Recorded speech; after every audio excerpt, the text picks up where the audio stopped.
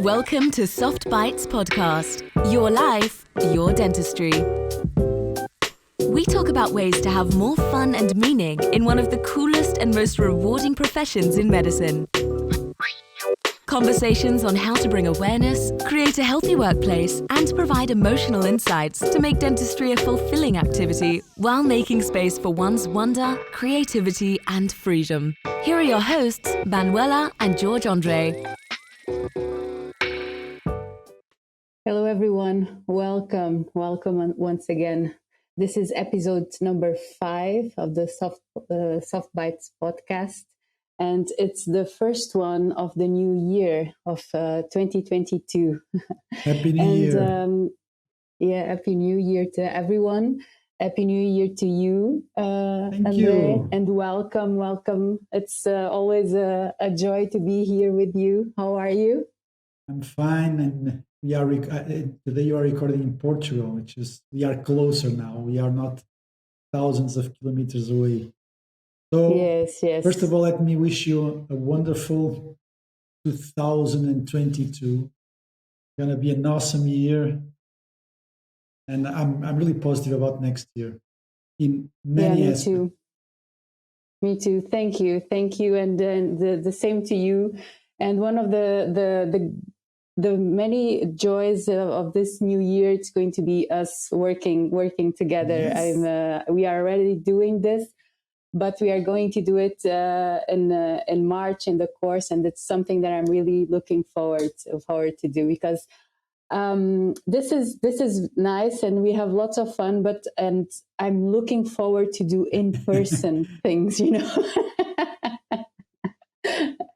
I'm looking forward to really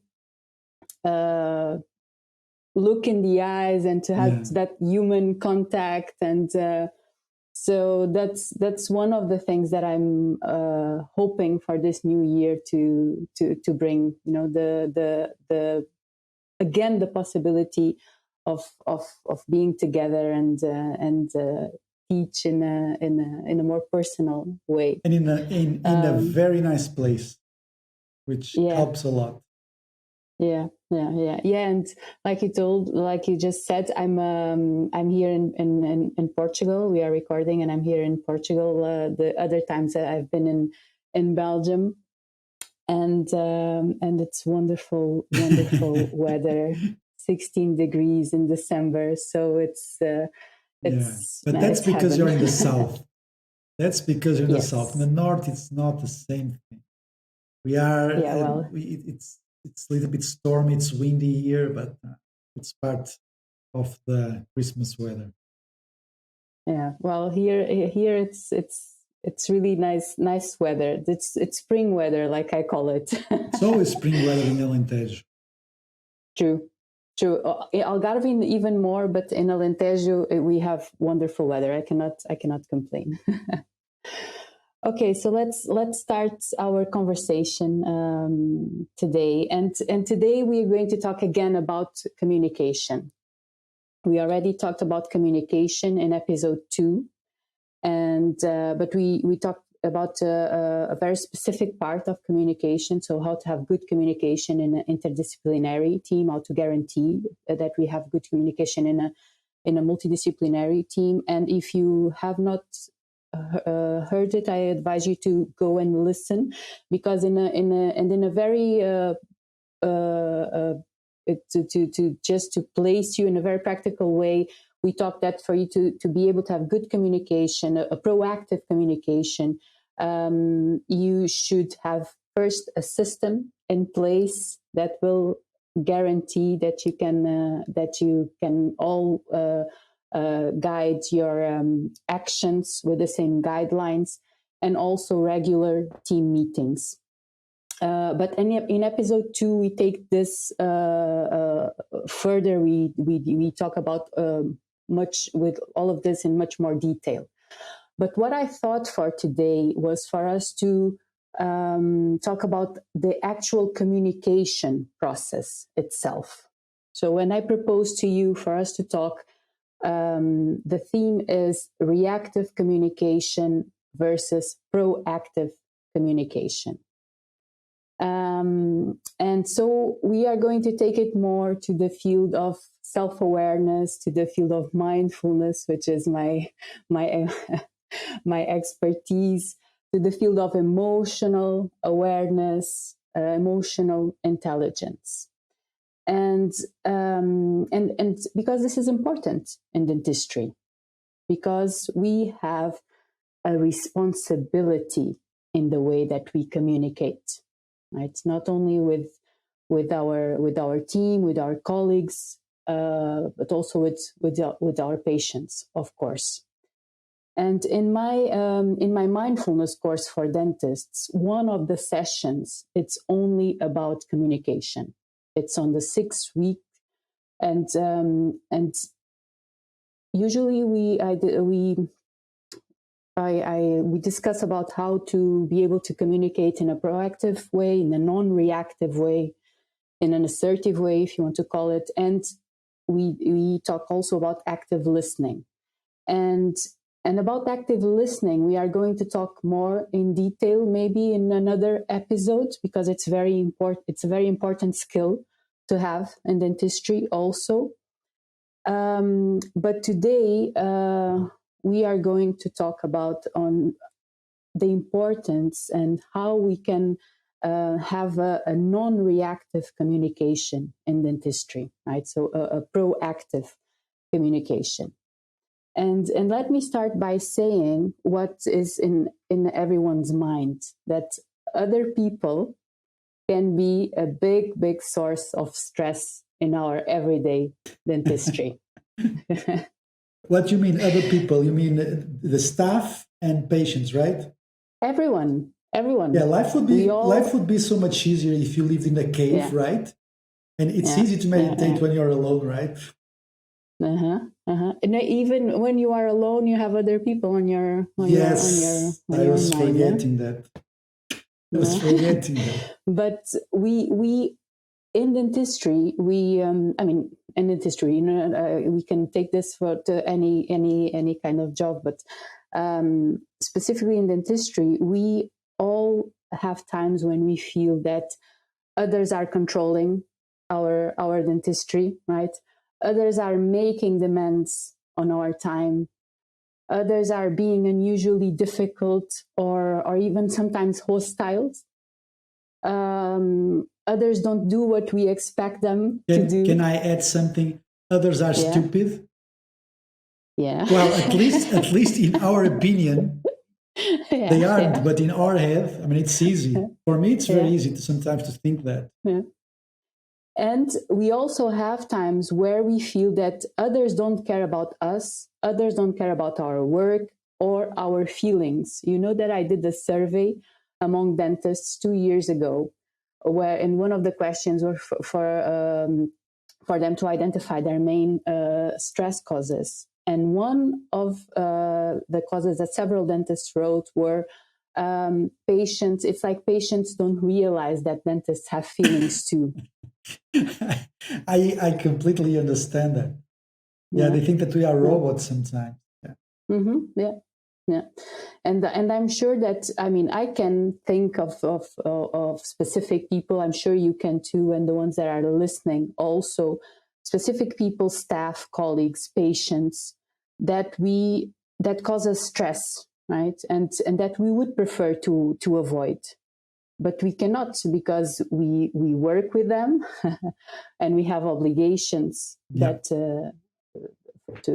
with them.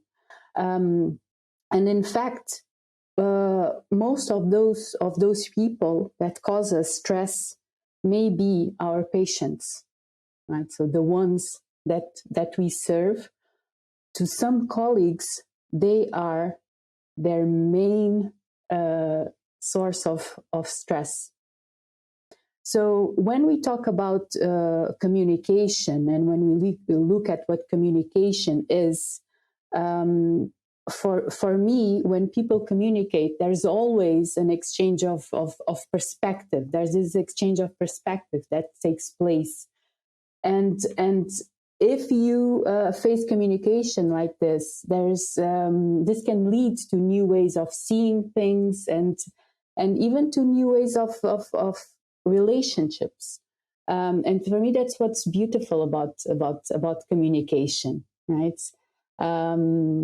Because even when you are feeling angry or threatened, or when you are feeling that the other person is stupid, we have the potential to improve that relationship, right? If we bring the awareness into the domain of the communication itself. So and even the word communication, it suggests a flow of energy through a common bond, and it implies this union, this sharing, right? So to communicate is to it's to unite. It's to have like a meeting of minds. Mm-hmm. And this is the first thing that I would like to bring awareness to. To have a good communication does not necessarily means agreement, and this is very important. Yes. Right. It means that we see the situation as a whole, right, and we bring understanding. We bring understanding to the other person's view as well as our own, but we don't have to agree with the other person. Yeah. Yes. My experience over the last, I would say, 2-3 months, the last months of this year, has been very challenging for a few reasons. I had staff that I had to let go. I had to hire 2 new assistants. All the process of reorganization, expanding, getting a new chair, hiring a dental hygienist. And what you just said, that it's true that you have to be actually good communication is about reaching a common ground without you necessarily agreeing in the first place. Mm-hmm. And it's true, but I have to say, like I told the last episode, this is something that I really have to work on a lot. I think that I am aware that I could be more tolerant in other people's opinion, professionally speaking. I could be also less reactive, for sure. And I think that experience brings you that. But I think that the thing that better works for me is to be able to, I think the best way for you to have a communication that is positive and that can bring both of the parties somewhere else, that can bring something positive to both of the parts, not necessarily what they initially want, is to be able to show and admit, to show that you have changed the idea due to something that the other part has said. Because I think that in every sort of communication, it's very, very rarely that you are 100% right in every item that is being discussed. So I think negotiation is very important. But I think that for me, not to open an aggressive energy, or not to open a reactive energy from the other part, it's very important that whenever I think about what the other part is telling me, either it's, for example, let me give you an example, negotiating a percentage that I was about to pay for my new hygienist. And basically, we reached the common ground. It was not what I initially suggested. And to be perfectly honest, I never thought that I would go as far as at the final percentage that we agreed. It was also not what she initially asked for. But there were some things that she told me that were very that were right. If I want to be completely neutral on the discussion, I have to be able to look at the situation and say, well, what she's saying is right, and it's true. for example, should a dental hygienist earn the same percentage as a doctor? That's a legitimate question. And in some cases, yes. I mean, there are valuable arguments both ways, right? I mean, as a dentist, well, I have higher responsibilities. I've studied more than you. And here there's a little bit of ego dropping in, right? Then there's the other thing, which is from the boss perspective, which is, I don't know if I should say this everything publicly, but I think no one's listening, right? So it's okay. But it's very interesting because this happened last week. So factors to consider of why a dental hygienist should or should not earn the same percentage as a doctor. Well, the doctor has studied more, higher responsibility on the one hand. But on the other part, they can also say, well, it is true what you are saying, but I also spend a lot of money on my continuing education, number one. And also, the time that I need an assistant is much less than a doctor, which I wasn't expecting that. And also, which is also an argument that could be used, but it was not in the case, that the procedures that the doctor is doing are much more profitable in terms of absolute value than the procedures that the dental hygienist is doing. So that really made me think, especially when this new dental hygienist told me that, well, yes, but you will almost not need an assistant while I am at work, except to clean the room and change everything. And it made me think, and she was right, and she was absolutely right. So for me, but there's also an important factor here, which is how am I going to tell my staff, the doctors, that I have a dental nurse, oral hygienist that is going to earn the same percentages now, right? So there needs to be a lot of, to be perfectly honest, here that no one is listening to us, I really have no idea how I'm going to talk to them about that. But so you still didn't? No, I haven't. I still haven't. They can hear it. Yeah, but it's. I think they will understand it. I think they will understand it. I think they will realize that things need to be reasonable. And if we have an oral hygienist that she's very, she's willing to work with us. Even she had no obligation to work with any other practice whatsoever. I mean, she's willing with us because she understands that we are a team that she might fit. I mean, it's not only for the money. She's very well graduated. She can also do dental anesthesia, and I think it will be good for everybody. And also, I mean, things are reversible. I mean, if things don't work out, I mean, we can always go back. But I think it's important to reach a common ground. And this conversation that I had with this oral hygienist is a very nice example of how you. But I think it's very important in the middle of the communication. Whenever you believe that what the other person is saying is right, you have to. In order for you to influence the final outcome, you have to let them influence yourself. I mean, they have to realize that there's a person here that is willing to change something. Because if you are not willing to change, the other person is not willing to change as well.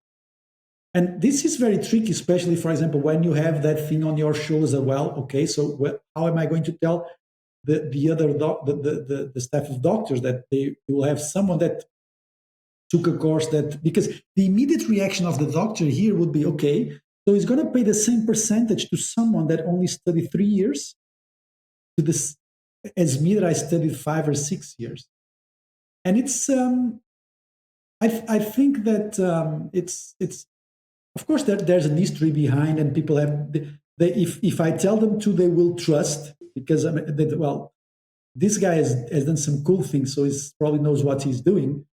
But they also have to understand that is something that will help them and will help the whole team. I mean, if the team is growing, we need to do some adjustments, and no one is going to take money out of you.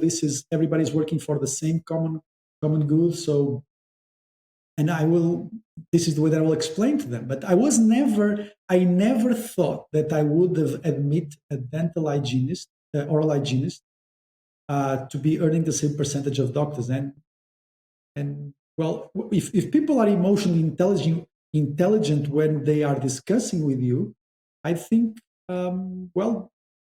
we reached the common ground. We stayed in between.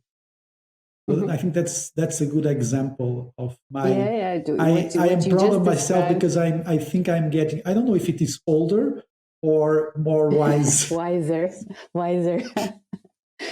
No, it just described, an example of a proactive communication in comparison to a reactive communication. So when we are totally absorbed in our own feelings, in our own mind, right, in our own view, it's impossible to have a genuine communication. It's impossible to reach that middle ground that you just said.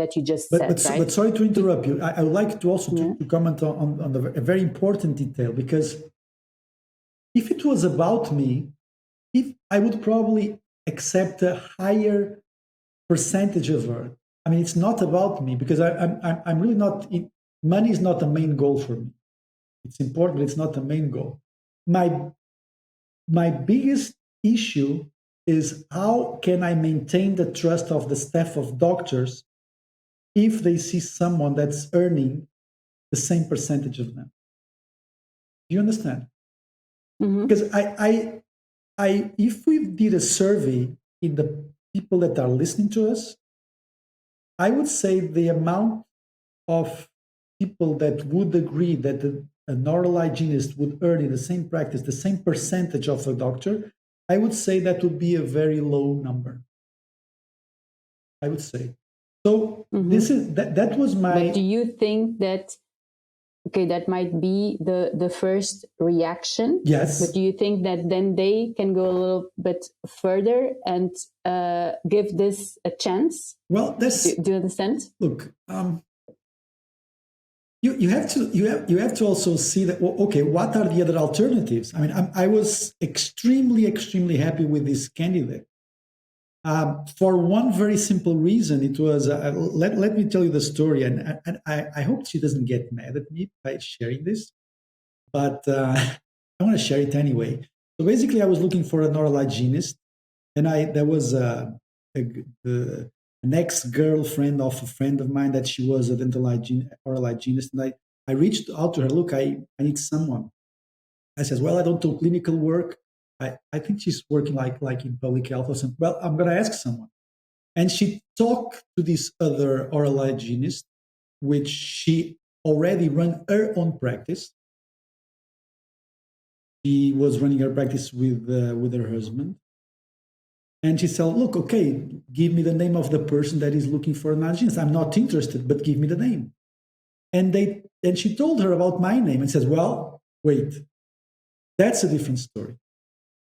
I am interested.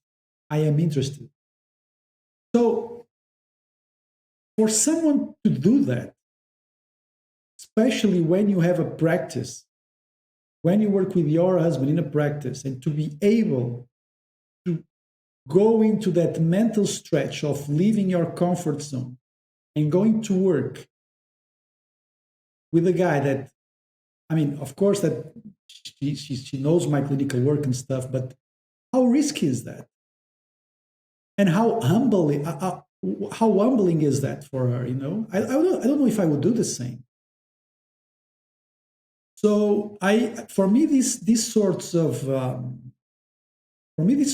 attitudes, they are very important for me. I mean, because she's clearly not here about the money. I mean, that was not the main goal.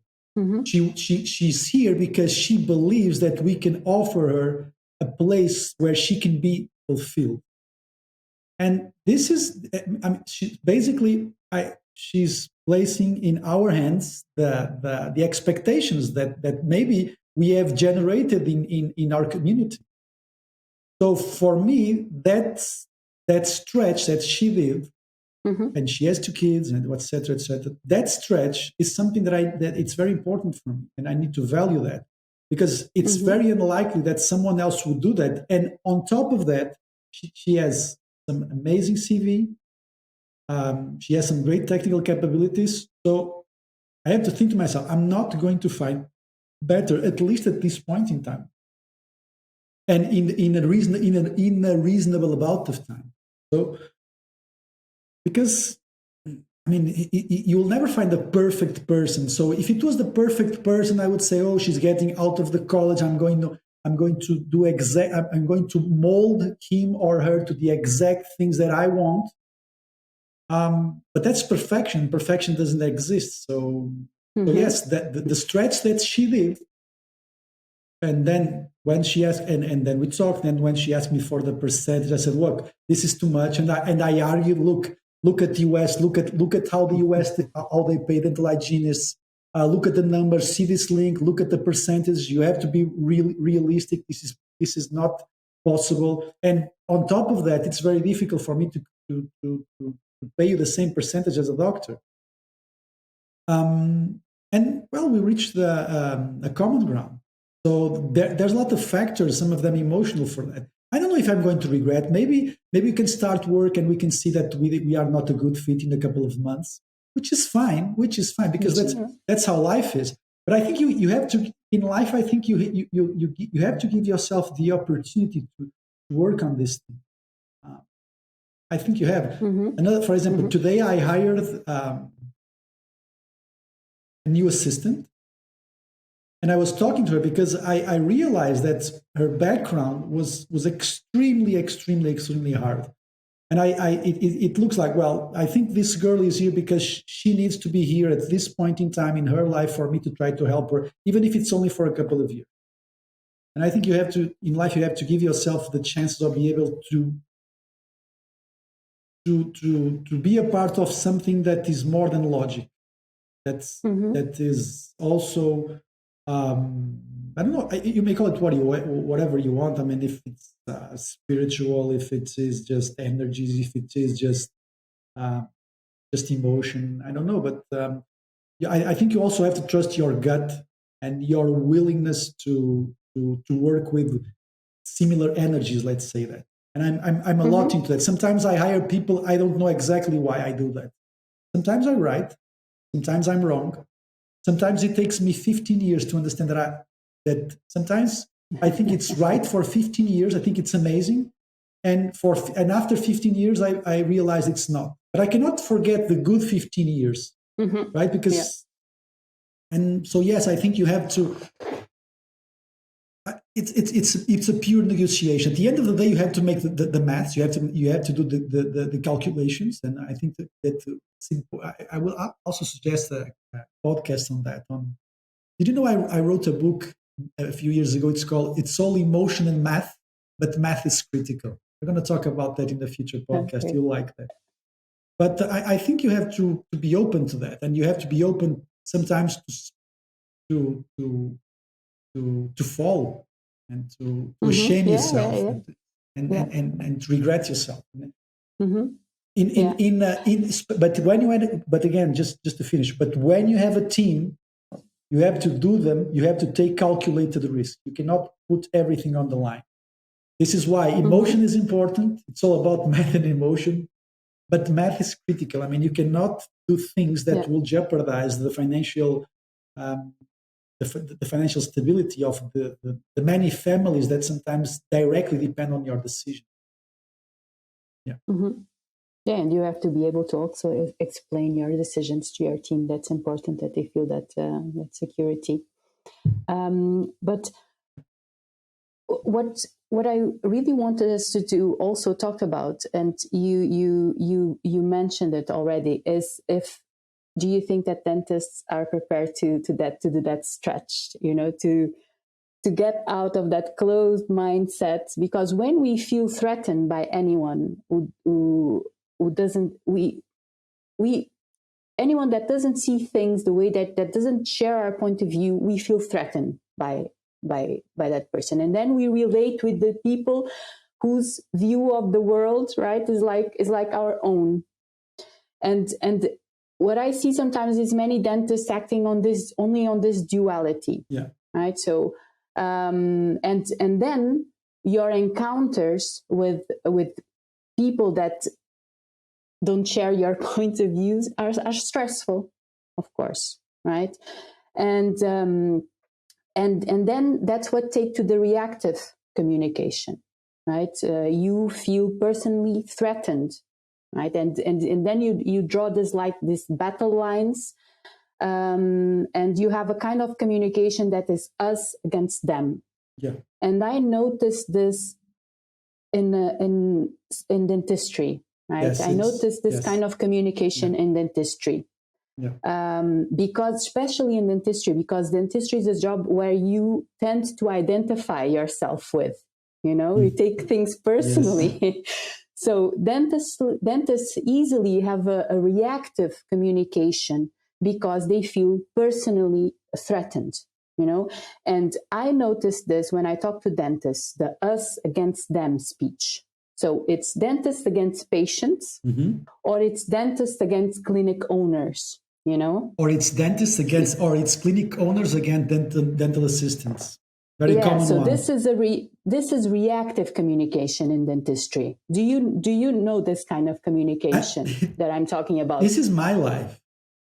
This is my life, My life is how can I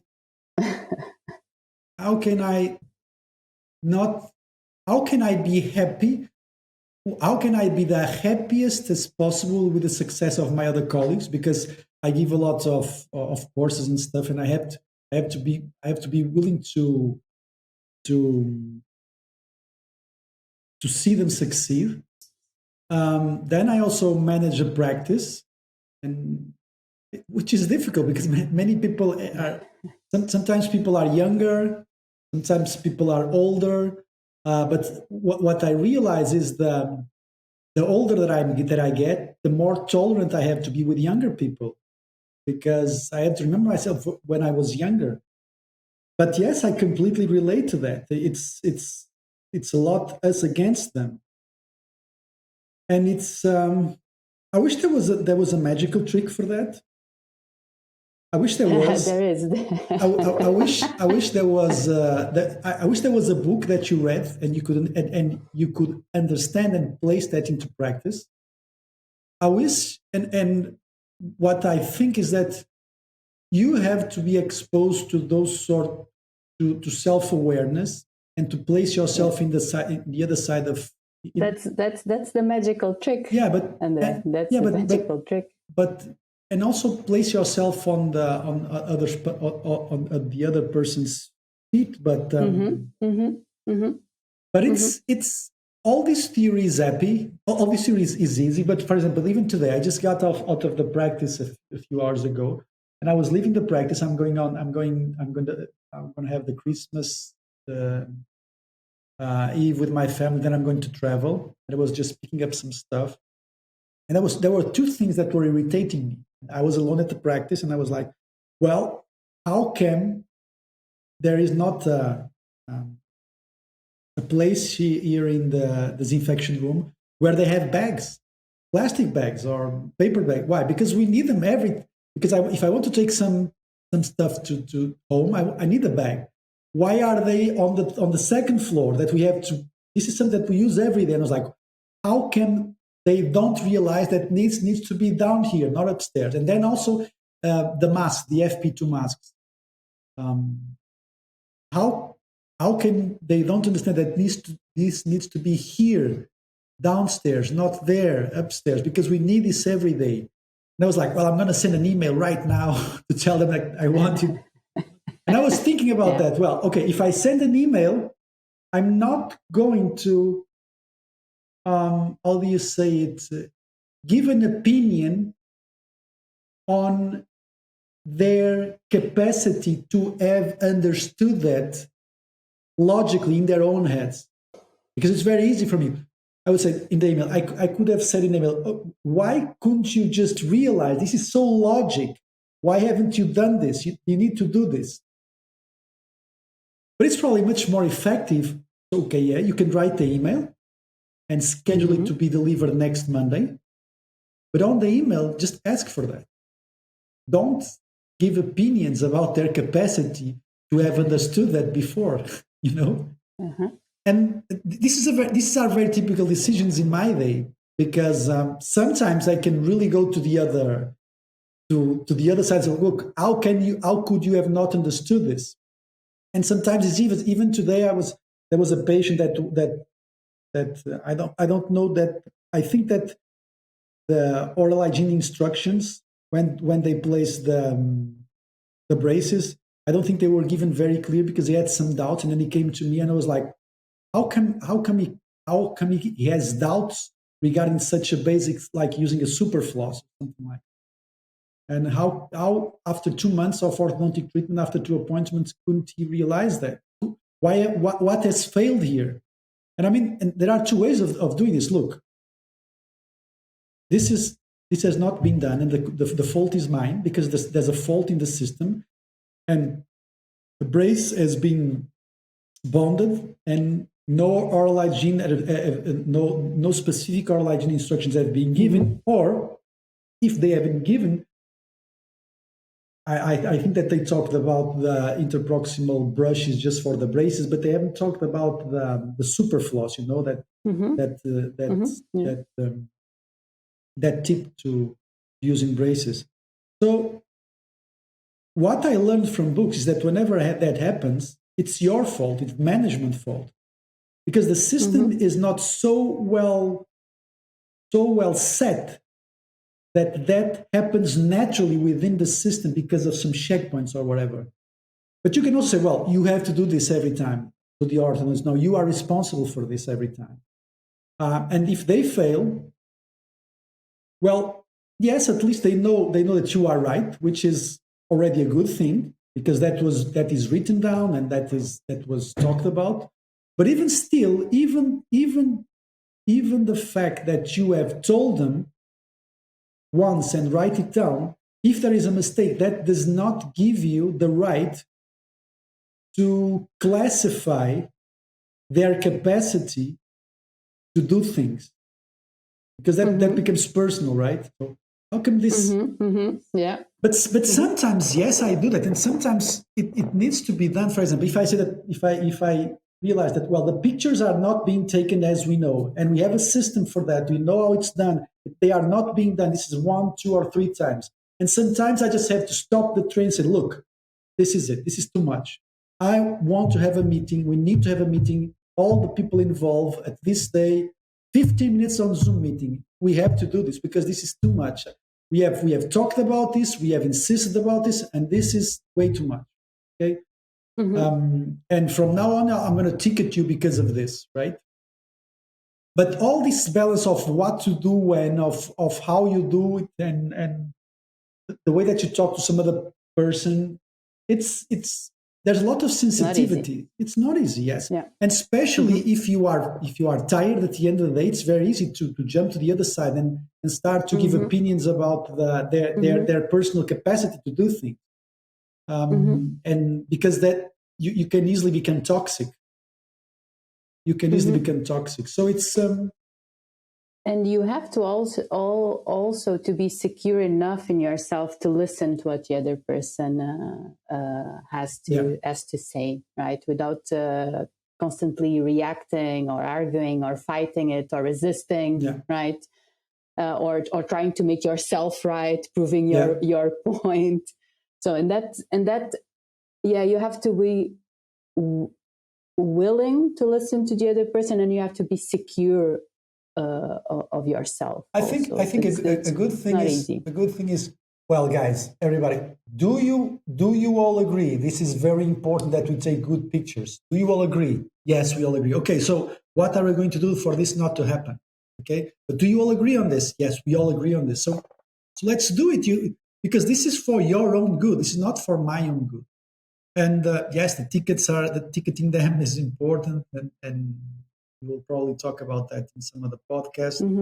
But I was just coming to mind with some other, some professions that toxicity is also seen as a part of the scene. Like, for example, chefs.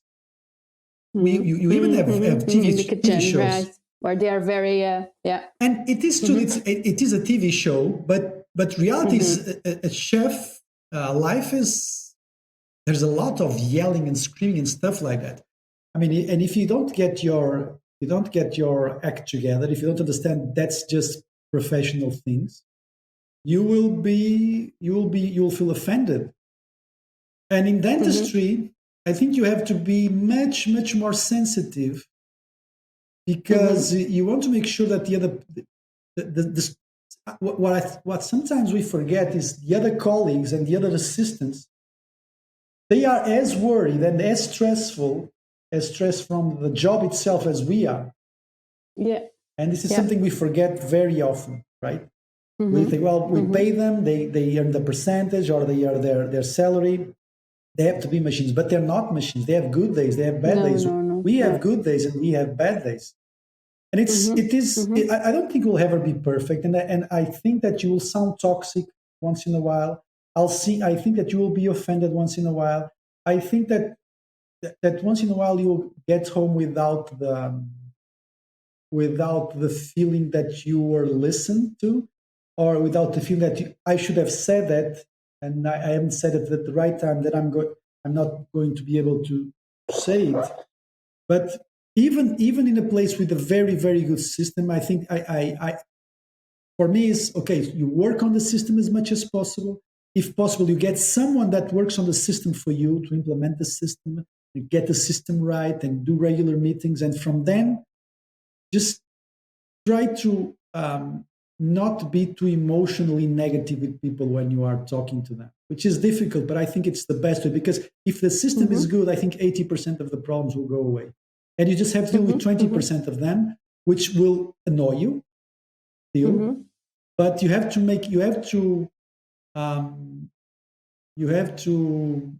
make things relative. You have to understand that, okay, I'm in a good position now. We are working very well. It's not perfect, but it's well enough and it's good enough. And I cannot expect perfection. Yeah, but I think the systems are the most important. And then just realize that sometimes you're not right every time. Yeah, the system allows everyone to act and communicate on the same guidelines, and eliminates a big part of stress. And when you have this kind of reactive communication, is usually because you are on automatic pilot, right? You have no awareness of yourself, self-awareness, or of the situation. You usually don't have a system in place, so you have no awareness of a system also. Let me just say there are two main types. This is just very the general, no detail here, but there are two main types of reactive communication, of modes of reactive communication, and that usually happen when, again, in automatic pilot with no awareness or presence. And again, this is not black or white. Yeah. They're not the only two. There are the different colors and shades. And I'm talking in a very general way. So when we have this kind of reactive communication, it's because we feel threatened or triggered by something, and we are not aware, right? And then there's two modes that you can react. There's a passive mode, which is submissive, which usually costs your opinions, feelings, and self-love. So you cannot say no to everything because you think that people will think that you don't care about the job, or that you're not a good professional, etc.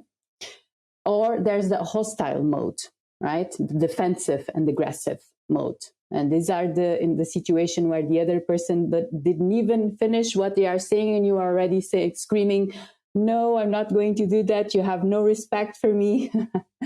So usually these are the two the two modes of reactive communication. And again, there's a lot of shades between these two, but these are the main two. And again, this leads to a very closed mindset, So you cannot see from outside this, but it's your usual way of reacting. That's what you are used to. You react completely with no awareness in automatic pilot. And when we can expand, so when we can bring awareness, right, to the communication domain, and we are able to bring usually awareness, bring the pause, right, before we get in the reactive mode, and we are able to consider the other person point of view. We are able to keep in mind the system, right, that we are part of a system as a whole.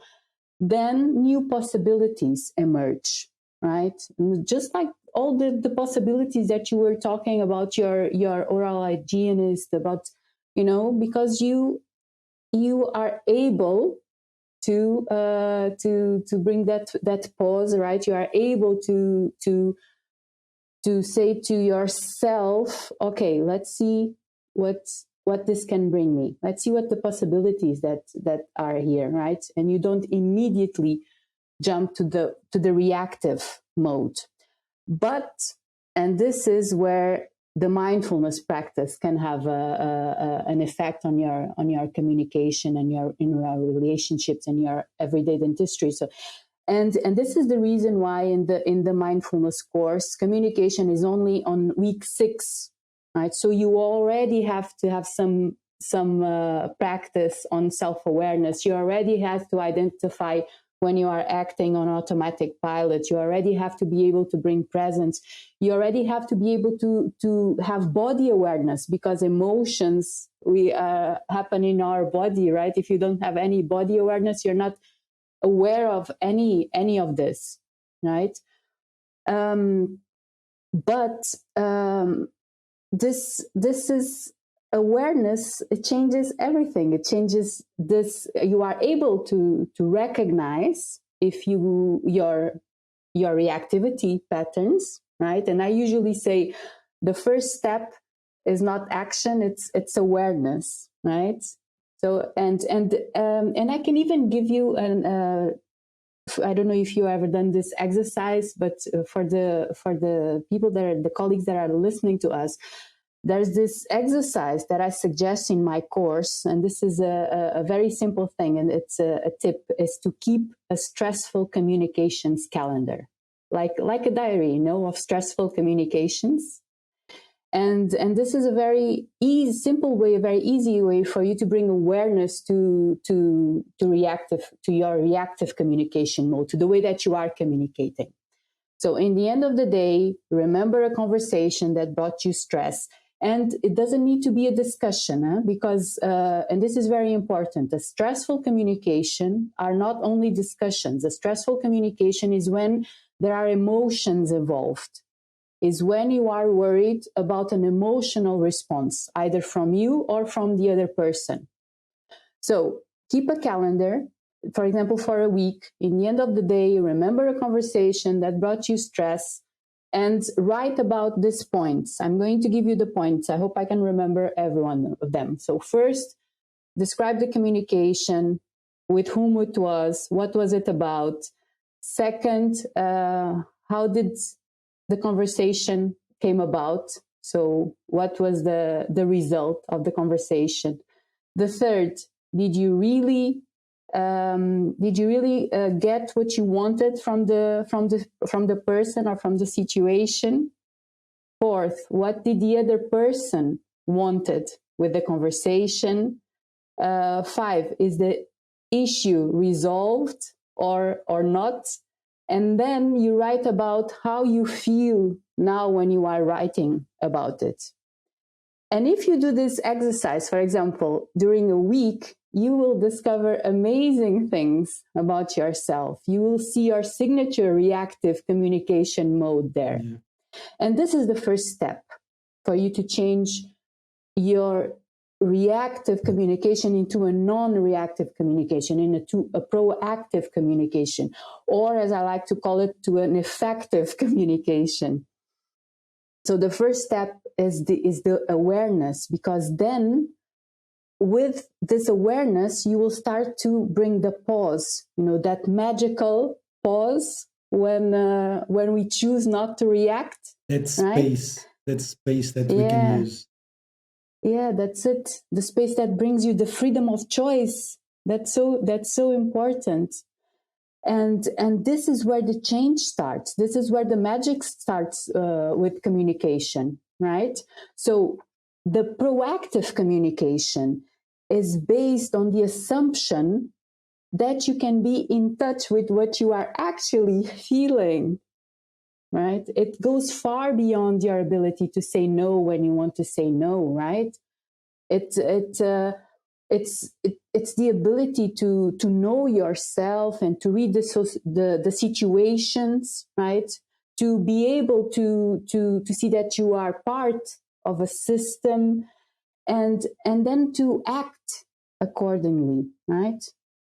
And so the first step in transforming your reactive communication in a proactive communication is this awareness, right? Is to practice, to know what you are actually feeling, and in other words, to practice mindfulness of your own emotions. This is emotional intelligence, and it's not easy. We are just talking, and it seems like a simple thing, but it's not easy. And even those reactive modes that I just talked about, I mean, we have been conditioned to act this way. These are things that trigger us. And for example, when I started to have self-awareness in the way that I communicated, I saw myself in the passive mode.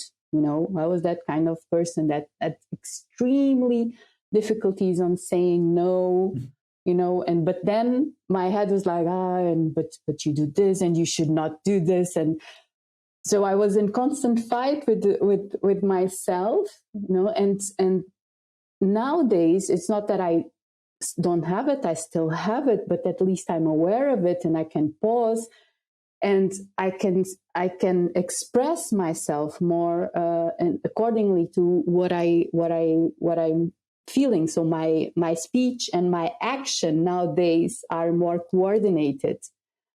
But it's not easy. Just because we are talking here in such a light way, it's not easy, and it requires training. It requires practice. Like I said in the mindfulness course, for example, we only talk about it on week 6 because you already have to have self-awareness. You already have to have this training on how to know when you are acting in automatic pilot, to be able to disconnect that automatic pilot, to bring presence to your actions, because otherwise what you do, you will keep on reacting, right? And that will be seen also in your communication with that reactive communication. So the most and the one of the crucial things to remember, and it goes according to what you just already said also, is to remember that you are part of a system, and that's very important for the clinic to have a system in place that makes your life much easier, right? It's not you against them. You are part of a system. Yeah. It's very important.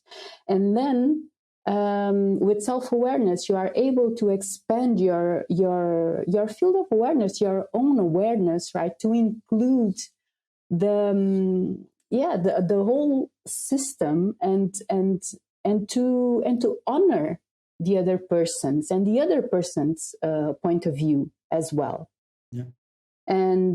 And that will give you the ability to listen to others, to really hear them, to see and comprehend, and speak according to what you are feeling, right? And that will also translate in your actions. So your actions will equal your speech, and that's why when people act in this way, they are usually seen as trustable, right? Other people trust them. You mean because you are willing to change your opinion and you are willing to? Is that what you mean? Yeah, and also because what you say is really what you feel. Oh, I understand. And that will translate also into your actions, right? So your emotions equal your speech and equal your actions. Yes. Yeah. And that can be felt by the other person. Yeah. Yes, that's exactly what I mean. That's exactly what I mean. Yeah. So and this is what I believe that dentistry can gain, right, with the more proactive communication. But again, this is only possible if you bring the self-awareness, if you bring the emotional intelligence. Yeah. And I understand now why you are saying it's only on the 6th week, because for dentists it's a big stretch. I mean, if you already have some notions of awareness, I mean, if you practice yoga, if you do meditation, if you read about that stuff, it's not something strange. But if you are completely new into that, it's very difficult to release yourself from the things that dentistry got you, because you become very much into dentistry, and your personal dialogue is always okay. It's the assistants are like that, patients are like that, and you get caught up by those stories. But I don't think it's for most dentists. I think it's a big stretch. I think it's a big stretch, and even for me, that I've been working on my own awareness. I would say since my early 20s, and it's an ongoing job, and the system helps a lot in many things. Let me just give you an example that I usually give, which is. I have a rule in my practice that is, whenever someone enters a room where the patient is, you always say, "Excuse me." You knock on the door and you say, "Excuse me." You don't knock and you wait for them to let you, but you just knock and you enter. Because for me, I think it's a sign of respect by the patient that is in a vulnerable position. Sometimes in let's almost private, intimate position with the mouth open, and you have to he has to understand there's some care whenever someone enters in the room. But even if I call the assistant, and respect also. Of course, even if I hit the bell and there's like a sign that calls the assistant, whenever she comes, she knocks on the door, she says, "Excuse me." And who always says that? Number one, I do. I always say that. I always say that. I cannot ask for them to do the things that I do. Every doctor does that. Every nurse does that. Doctors are not gods that can get in the room where the patient is without saying, "Excuse me," as well. So everybody needs to do that. So there's this accountability. That's number one. And number two, I usually give this example of proactive versus reactive communication. So a reactive communication could be, okay, you don't have a system. A new dental nurse comes in, she gets trained by the other nurses, and they say, "Well, whenever you enter the room, you have to say this." And she says that once, twice, and there's one day that she forgot. And then there's another day that she forgot twice. And then all of a sudden, once you realize she's not doing that anymore. Mm-hmm. And you could look at this in two ways. First, it doesn't give a crap about patients, which is your normal reaction. Why? She's not respectful. Number two is, okay, she's not doing that. Maybe because there's not a system in place for her to do that. Maybe someone told her to do that, and that is not written on the manual. And on the manual, it's not written why that should be done. which is a completely different approach. Because on the first example, she says once, she doesn't ask for permission once and twice and 3 times in a given day, and you start to get anxious and nervous and angry about that. But then you realize, okay, that's not the right time to call her the attention. Okay, so okay, I'll talk to her tomorrow, and tomorrow you forget. So whenever that she does that, you may eventually explode and just chase her. You end up saying it not in a nice way, right? and chase her in front of a patient. You understand? So you are even being more disrespectful for the patient, because you are not treating her respectfully. So a completely different way would be, you have it written on the system. She understands that. She reads the manual before she comes to the practice. And when that happens, first of all, you don't confront her in front of a patient. And when you have to talk to her, you just say to her, look, you remember on section X on the manual, you have to say that because of this, okay? So if you have doubt, just go read the manual there, and that's it. And change the subject to something completely different. So you see the difference in drama that's possible to emerge from one situation, the other situation, because I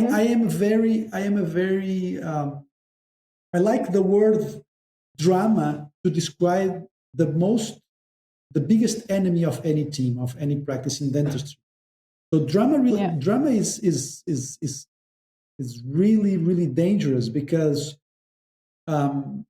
if you confront an assistant in front of a patient, or in a way that is not nice, because you were accumulating all that, that will generate drama, and she will react. She will start to feel a little bit awkward in front of you. You know how these things are. In dentistry, small things can take exponential dimensions. So I think eliminating all the drama, not eliminating, but reducing the drama to as little as possible, I think it's very, very important.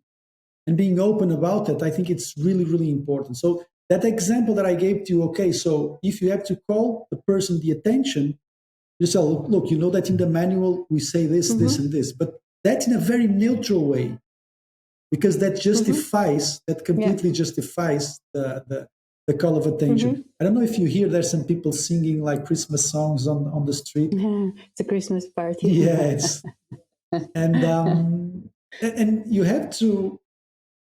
This is why it's important to have it written. Now, let's say that someone is doing something, and trust me, everybody that is listening, even if you have a system, someone will always come up with something inappropriate that you haven't thought of and you haven't written in the system. Someone. And when that happens, I also think that you should not react and say, well, I could have never thought about writing it down. I mean, this is so obvious. Are you a moron or something? Are you stupid? Which is very easy for us to say that. And that's the aggressive mode. Of course, but it's very easy as a leader to reach that, because for you things are simple, and it seems simple for you. But I think, and what I've learned always in management books and leading with people, which is the ideal, is, okay, where have I failed as a leader that never thought that someone would have done this? Where have I failed? So the system is not right. If there's someone that is not doing something that is inappropriate, it is because it's not written in the system. Because everything that is written in the system will lower the emotional triggering and the drama. Because you can always rely on what was written and separate you. So it's the system that's calling that is telling you that you shouldn't do that. It's not me. It's the system. So once you differentiate, you really can get rid of the potential drama that generates. And for me, I think that this is the most important lesson that I learned in managing people, is that it's almost always the system's fault, which is it's your fault. There's a very interesting conversation with Jeff Weiner. I don't know if you know Jeff Weiner. He was the CEO of LinkedIn. No. He was the CEO of LinkedIn during many years, but now he's basically in a leadership and compassionate leadership as a speaker. And he has this very interesting conversation, just have a few minutes. I will put it on the show notes and I will send it to you for you to see. Because you what you just said remind me what he said. He said that when something come up, you would, if you have something with the member of a team, you should never lose the opportunity of saying something, of being assertive and saying something. You cannot say like, she had a bad day or this or that. No, because you will be losing an opportunity to coach the person, to teach him better, and also to make things better. Because if you let it slide, those things will compile, and then when you reach a point that you blow up, you explode, like you said, and then it's not the best way. So never let the small things slide. He says it's not a blaming game. So, but you should be able to learn from those opportunities and not make those things bigger and bigger and bigger. So I think this is a wonderful way of us finishing. And also, I think that by our conversation, you said at a certain moment a few minutes ago that you think that for dentists it's a big stretch, to maybe some of these ideas, to put in practice. But I think that's with listening to this kind of conversations, they will maybe feel that this is something they can actually start thinking about. The opinion that I have, and it's always, every opinion is biased, and it's only an opinion. It's not more important. It's just a point of view, and I base my opinion on my own observations. And I also base my opinion on, because I have every year, I have about 20 to 50 students that different every year over the last, I would say, 10 years, that give me feedback and show me their struggles. And look, yes, you are teaching us this, but we cannot apply. And most of the situation that cannot apply it, it's not by financial reasons. Most of the reason they cannot apply is because lack of emotional intelligence and lack of organization. From them or from the person that they work with? I think from both. Honestly, I think from both. More from the leaders, because an older person always has a higher responsibility. I would say so, because it's more experience.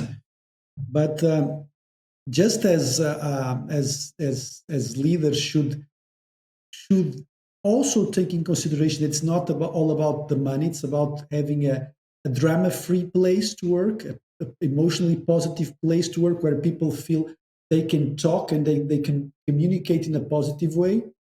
So leaders, yes, they should improve on that. But also students. I think they are always, not always, but a big part of them also sees the clinic owners as people that are only interested in money, and therefore they don't want to be explored, and that creates a reaction which is, okay, these guys are trying to explore, so I'm not going to give more than that they give to you.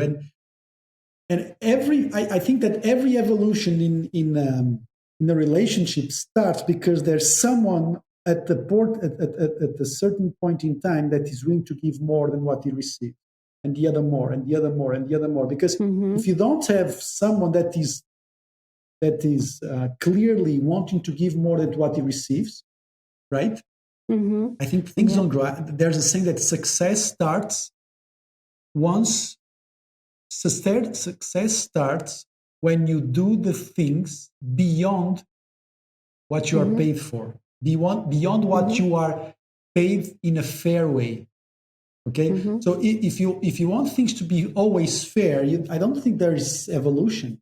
There's always someone that needs to be able to stretch themselves a little bit out of the comfort zone, whether it's a leader, whether it's an employee. I think that, and like I was telling in that discussion with the oral hygienist, I think in that situation, I think that she made me realize that I had to change my opinion. But and I'm not saying that I'm perfect at that. I think I am very good in very objective things. But when it comes to communicating and calling calling my staff to the mistakes they are doing, there's a lot that I need to improve on that. And also, like I told you, I think it was in the previous podcast, I only recently started to do one-on-one coaching with them, one-on-one feedback on them, which is something that I didn't do, which also shows that I do lack some emotional communication capabilities. But it's uncomfortable, yes. But I think it's I think that you have to listen to see that as you cannot be. You have to be willing to look. You have to be willing to lose or look like a fool or getting out of the spotlight, and that is very difficult. And this is something that I always enjoy, that character that does the thing, but he doesn't give a crap about the credits of that. And I always found that extremely interesting for me. That notion of that hero that goes and solves things, but is completely he doesn't want to receive the credit, or he doesn't need to get the credit, and he can look like a fool. He doesn't mind looking like a fool, and he doesn't mind being the second place, and he doesn't mind to have someone else win. Because I think that people that give those first steps, that give space for other people, are actually the heroes here. You know. Because if everybody was ultra confident and bossy, if everybody was a Steve Jobs, for example, because he was, right? I mean, we praise him, but the fact that he was not very easy to work with, and he was extremely aggressive with employees, and I don't know if today that would have been. I don't know if 20 years after his success with Apple, he could have done that, because I don't think that many people would tolerate that, and it's very very aggressive.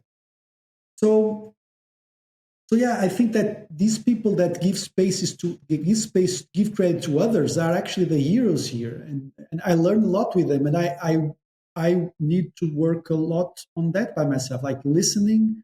Okay, you are right on this. Okay, let's try it, and also be comfortable with the fact that you don't always need to have the credit. Or actually, you should not have the credit as a leader. You should have, which is, and I think this is a very interesting topic for another podcast, which is the mindset of a leader that he is the guy that eat last, let's say. So he's really a guy that's willing to give as much as possible, that doesn't need the credits, that is willing to change his opinion. Basically, is the guy that sacrifices itself, right? It's almost like it's the leader that works for the employees, not the other way around. And that is not easy to achieve. I mean, some people have that innate capacity. I don't have. I have to work that a lot.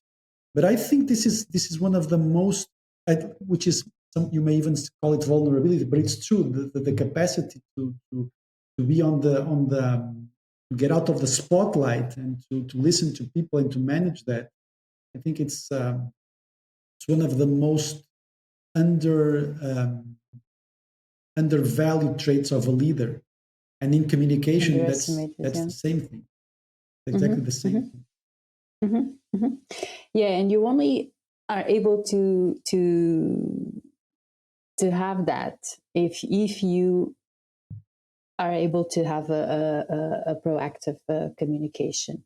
Like you said, you have to be able to listen to others, to try to see their point of view, So if you are just caught on a reactive communication, you cannot be an effective leader. You cannot practice the kind of leadership that you just talked about. One thing that I realized is that, and we've talked about this before, which is there are different advices for different times in your career and in a company. I mean, if it's a small company,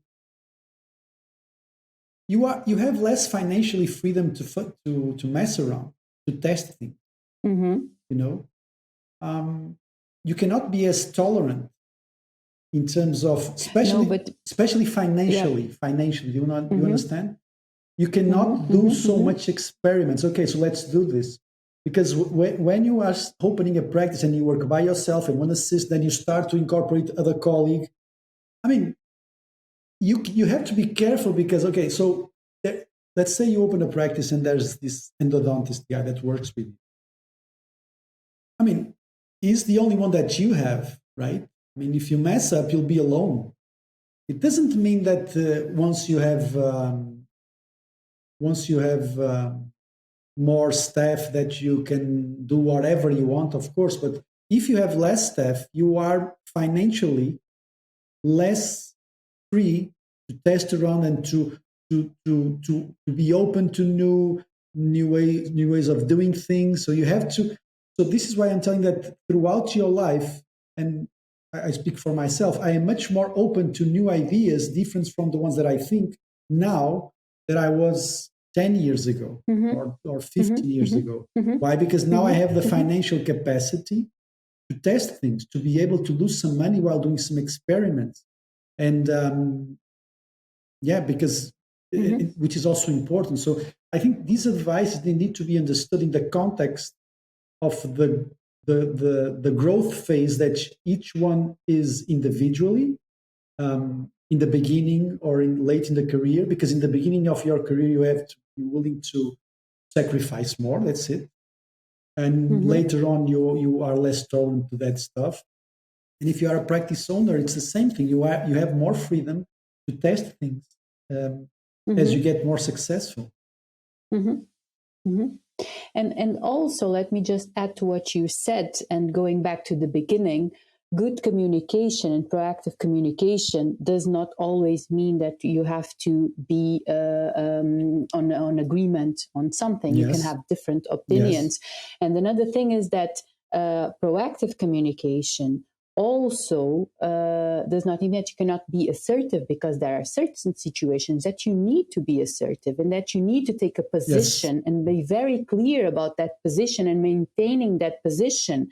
And there are certain situations that you need to say, look, this is how it is. Of course. Don't do that again. Of course. Right? So you have to be assertive, and and the other person has also to take responsibility. This is not, when we talk about, and this is where sometimes I think that dentists sometimes they don't really get what I'm saying. It's because they think, she lives in this fairy tale world where everything middle ground, and you have to be in touch with your emotions and this and that.